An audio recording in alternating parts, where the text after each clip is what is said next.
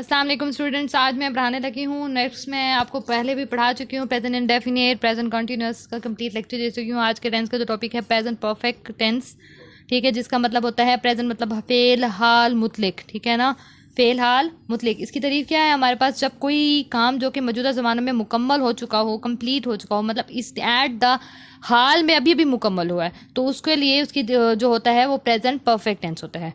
जो बात समझना है आप पूछ सकते हैं, ठीक है ना। क्वेश्चन मैम ये बात समझ नहीं आई। उसके बाद पहचान इसकी क्या है उर्दू फिक्रों में, या तो इसके आखिर में चुका है आएगा, चुकी है, चुके हैं, चुकी हैं, चुका हूँ, चुकी हूँ, ठीक है ना। या फिर यूँ कह सकते हैं जिसके आखिर में अलिफ छोटिए, ठीक है, अलिफ है, छोटिए छोटिए है, बड़िए है, ठीक है ना। इनमें भी अगर आप देखें तो यही चीज़ ही आ रही है, ठीक है, जो पहले निशानियाँ बता चुकी हूँ। समझ आ गई है? कोई बात ना समझ आए तो एग्जाम्पल में मैं आपको ये कह सकती हूँ कि इसकी एग्जाम्पल है वो कॉलेज जा चुका है, ठीक है, हमने चाय पी ली है, वो एक मजमून लिख चुके हैं, ठीक है। इसमें फेल की किस कौन सी तीसरी फॉर्म इस्तेमाल होती है, थर्ड फॉर्म ऑफ फेल। जैसे हमारे पास गो वेंट गोन है, तो गोन जो कि थर्ड फॉर्म है तो थर्ड फॉर्म इस्तेमाल होगी। और इसके अलावा इसमें इब्दादी फेल हमेशा हैज़ और हैव इस्तेमाल होता है, ठीक हो गया बच्चों। फिर उसके बाद हमारे पास नोट जो है he she it, he she it, या कोई वाहिद नेम सिंगुलर नेम, जैसे जस्ट अली एक नेम आ जाता है तब उसके साथ हम हैज़ इस्तेमाल करेंगे। इसी तरीके से हमारे पास जो कि दे आ जाए, यू, हुई, आई, या कोई काफ़ी सारे प्लूरल्स नेम आ जाए जैसे अली, अली, आयशा एंड वगैरह आर, तो उनके साथ क्या होगा, हैव यूज़ होगा। क्या यूज़ होगा, अली, आयशा एंड उमर हैव, ठीक है ना।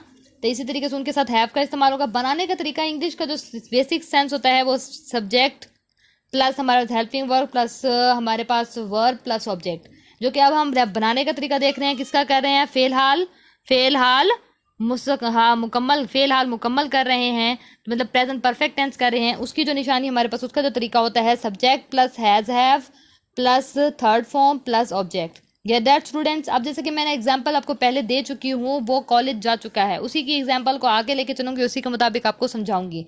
वो कॉलेज जा चुका है, ठीक है। वो मतलब हमारे पास क्या है, फाइल, जिसको हम इंग्लिश में बोलते हैं सब्जेक्ट, उर्दू में फाइल, इंग्लिश में सब्जेक्ट। कॉलेज जो कि हमारा मफूल है, कॉलेज जा चुका है। इसी तरीके से लड़का सड़क पर चल रहा है, तो इसमें सड़क जो होगी उसका ऑब्जेक्ट होगा, ठीक है ना। तो इसी तरीके से कॉलेज उसका मफूल है जिसे ऑब्जेक्ट बोलते हैं इंग्लिश में। जा चुका हमारे पास वर्ब है जिसे हम इंग्लिश में फेल बोलते हैं। क्या बोलते हैं, फेल। एंड है जो है वो हमारे पास इमदादी फेल है जिसे हम हेल्पिंग वर्ब बोलते हैं, ठीक हो गया स्टूडेंट्स। तो इंग्लिश के इस फार्मूले के मुताबिक हम सब कुछ चीज़ को पुट कर देंगे तो हमारे लिए इंग्लिश को ट्रांसलेशन, उर्दू को इंग्लिश में ट्रांसलेट करना कोई टफ काम नहीं है, ठीक हो गया। तो हमारे पास जो है सब्जेक्ट फाइल जो कि हमारे पास है वो की इंग्लिश, चूंकि जो ये चुका है सिंगुलर है तो इसके साथ हमारे पास ही इस्तेमाल होगा, ठीक है ना। लड़का है तो ही इस्तेमाल होगा, आलिफ और ए आएगा ना तो लड़का है, इसका मतलब लड़का है तो इसका मतलब ही इस्तेमाल होगा। तो यहाँ पे डालेंगे ही, तो ही के साथ जो कि मैं पहले बता चुकी हूँ आपको, तो उसके साथ हमने हैज़ यूज़ करना है तो ही हैज़ आ जाएगा।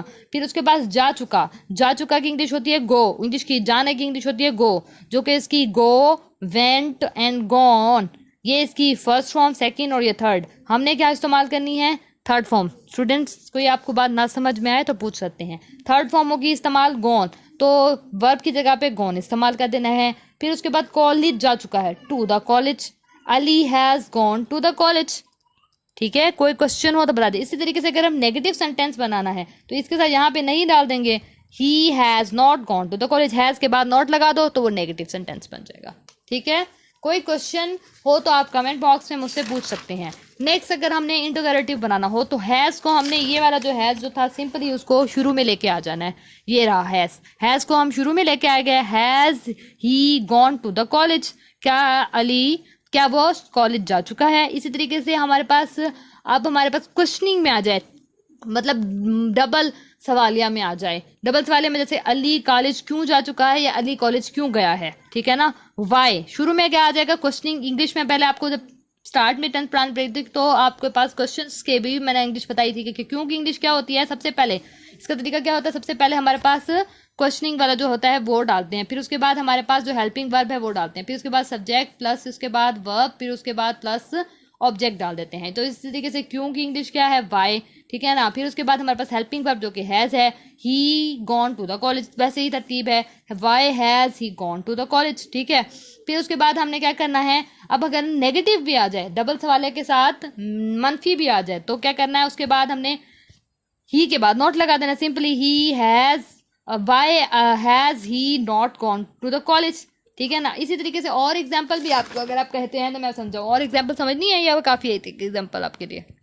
काफ़ी है। कोई क्वेश्चन है आपके लिए, कोई बात ना समझ में आई हो?